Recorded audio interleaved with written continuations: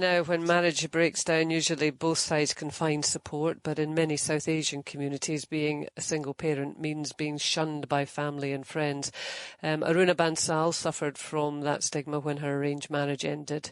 As a result, Aruna set up the Asian Single Parents Network to offer support, and she's keen to reach out to Scottish Asian women to tell them about the service and how it can help. Good morning to you, Aruna. Morning. Good morning. Thank you very much for joining us this morning. When was it you set up the Asian Single Parents Network? It was quite a few years ago now, yeah? I set it up in 2011 on the social networking site Meetup.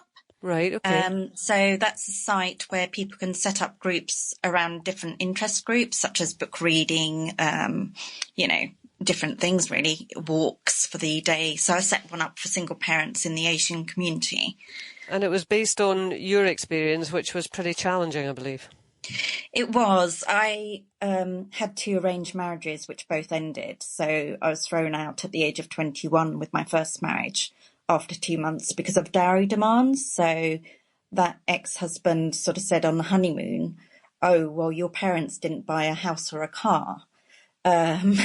So, yes, so that was a horrible experience. And I also then got married a few years later, married for 8 years, and that ended because of various cultural issues, really.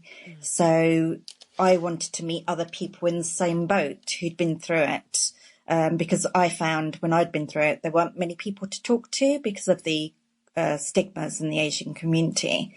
So that is a big issue that people don't really talk about it.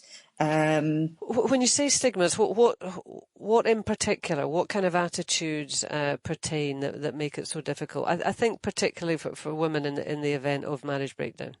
Yes, well, a divorce is frowned upon and it's not socially accepted, and that can be a challenge. Some families aren't very supportive. I mean, my family was supportive, but I know many others who aren't. There's lots of judgment and criticism from the Asian community that you must be intolerant if you don't stick it out no matter what. So there's lots of judgment, criticism that you must be a failure if your marriage doesn't work out, and you must be intolerant. And do you feel that these attitudes are levelled more at women than men, or equally? Definitely, I think women are blamed, really, if it doesn't work out, that they didn't try hard enough and that they should have stuck at it. And they always seem to get the blame more so than men for some reason. So, yes, definitely. And when you said at the age of 21, after your first arranged marriage broke down, you were thrown out. I mean, in real terms, what does that mean? Well, I wasn't allowed to go back to the house. My father-in-law escorted me to my parents and wouldn't let me back into the marital home because it was owned by the in-laws. They wouldn't allow me to get my belongings, such as clothing or toiletries or anything personal to me at all. I went back to the house to try and get my belongings, but they called the police instead, who then escorted me home again. And said I couldn't do anything. So I had to wait 2 years before getting my things back. Right. And the policeman was quite disgusted, and I was quite traumatised actually by that. Mm. And your family was supportive, but you found it difficult to reach out to other people? I did, because in the Asian community, as I say, you can't really talk about it. It's, you feel a sense of shame by other people that you didn't work hard enough at the marriage and you should have made it work somehow. We also have with us Mijabeen Sharif. Good morning, Mijabeen. Hi. Hi. Sorry, Hi, how are you this morning? I'm good, thank you. Good. And Mona Siddiqui, Professor of Islamic and Interreligious Studies at New College, Edinburgh University. Good morning to you, Mona. Hi, good morning, Kaye. Good morning. Mijabeen, you actually left Glasgow, didn't you, after the breakdown of your marriage? I did, yes. I returned home. Everything that was just said kind of resonates with me. I wasn't allowed to return to get my belongings, and I didn't get them for a couple of years. So I kind of left with just a few things. So yeah, it was quite a difficult time. And you have 2 children? I do. Right, okay. Did you feel that the sense of stigma that Aruna did? Absolutely. When she talked about the shame, not being able to speak to anyone about it, really just having to just get on with things. But yeah, you can't really turn to anyone. You can't really discuss how you're feeling. And you do feel it's your fault. You do feel like a failure, even if it isn't your fault. Your family, I believe, was also supportive, similar to Aruna, but in the local community, presumably then, if you felt the need to leave, you didn't find that sense of support. I didn't know. I left Glasgow, and I think I left a lot of friends, well, what I thought were friends behind. They didn't contact me to see if I was okay. So they'd kind of almost... I think they were worried about being in contact because the impact on themselves. And then I kind of came back home to my family, who were very, very supportive and still are to this day. And, I've had to pretty much start again, find new friends and start again. Because, I couldn't take my friends with me almost. I mean, Mona, how commonplace is this? I mean, it is important to have a sense of context, isn't it? But, I mean, is this happening kind of underneath the radar and not really being discussed? I think, I understand what Aruna and Majabin are saying. I would say one thing, though, 2 things, just to give some context to this, that even as recently as 2014, research shows that couples, whether they're Asian or majority host white couples, stave off getting divorced. A third of couples stave off trying to get divorced as long as they can, because both couples, and especially the woman, it doesn't matter what culture you're from, still feel that there's stigma and shame attached to being divorced, and that their friends and family will judge them. When you come to Asian families, where the whole cultural setup for most Asian communities, not all, but for most, is such that it's, the good times can be very good and the bad can be very bad, because everyone is living their lives around each other all the time. When you have something like divorce in the middle of it, when the culture itself is set up around marriages and family relationships, that can be both liberating but extremely exhausting as well. So that in my parents' generation, all my parents' friends, none of them were divorced. No one ever spoke, and we're talking about the 70s and 80s when I was growing up. No one spoke about divorce. A generation later, I know lots of women who are divorced. I know women who have had 2 or 3 children by their first partners and are divorced and have remarried and gone on to have more children by their second partners.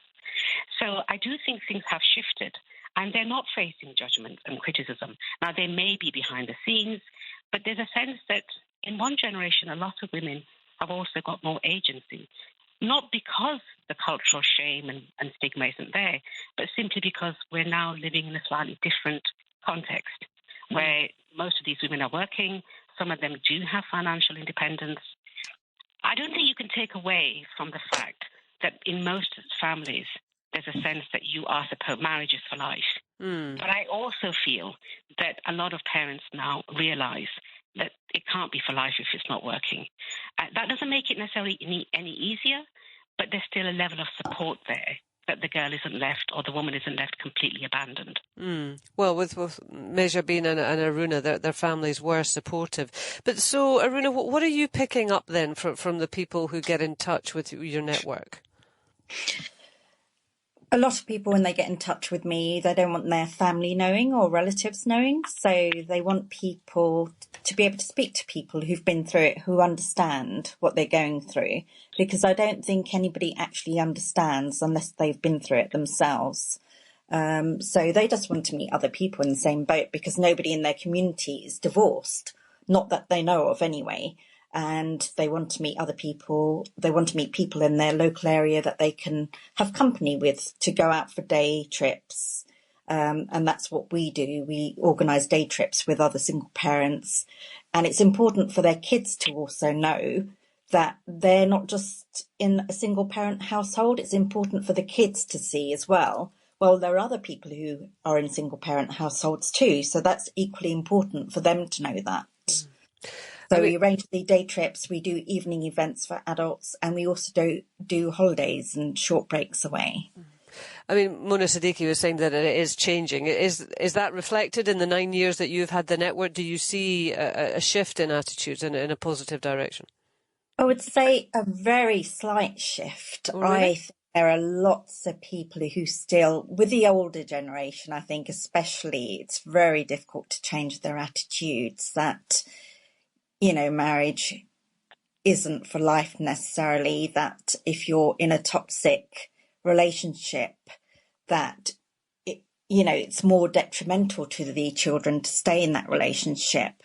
So I think that's still got a way to go really with that. There has to be a lot of change really in this community still. Majabine, what do you feel? Do you think attitudes are shifting?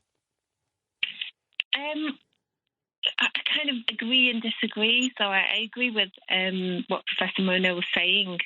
But I think that our generation, especially the family that I left, they were all bred in this country and they're all bred in this country. They all had degrees, so they'd all been educated at university level. They all had good jobs in very good companies. I'm talking the top 5 accountancy companies.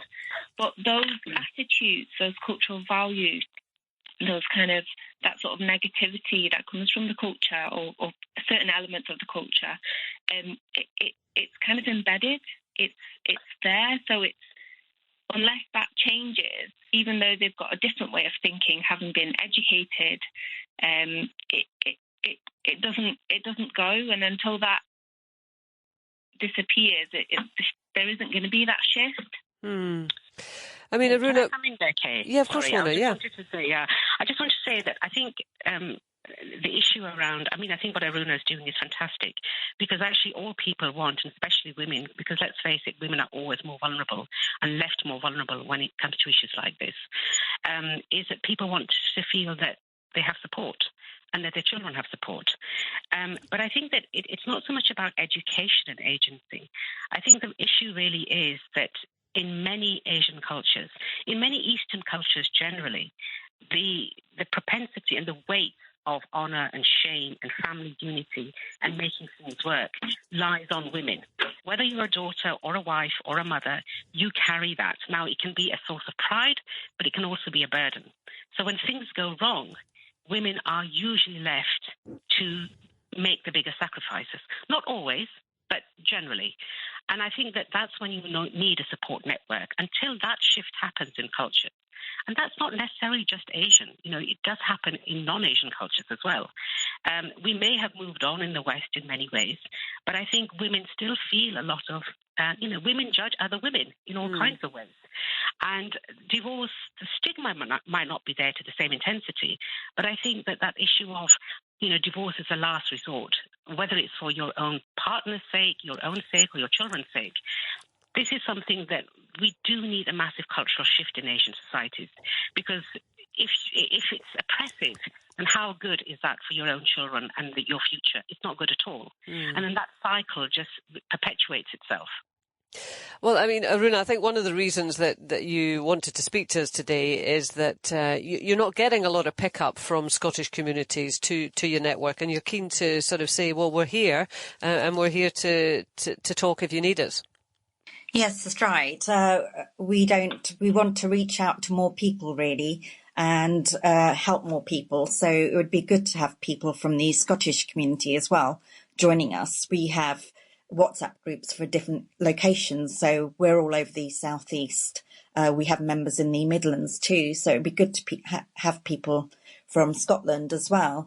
And we have mums and dads. It's not just mums in our community, in our network, because single parents are both mums and dads. So, yes, so we want to reach out to people to help them. And people can be assured of confidentiality if that's important to them, can they? Yes, definitely. Through the website, you just fill out an application form, which is really between just myself and the member. So that doesn't need to go any further, really. And they just interact as and when they want to, really, either on the WhatsApp groups, on the Zoom calls, or the face-to-face meetups. So, you can sort of take part little or as much as you want. Well, Aruna, thank you very much indeed. Aruna Bansal, so founder of the Asian Single Parent Network. If it's something that you are interested in, you'd like to check out more, just search for that online. And thanks also to Professor Mona Siddiqui and to Medjabeen Sharif. Best wishes. Thank you very much. Now, when marriage breaks down, usually both sides can find support, but in many South Asian communities, being a single parent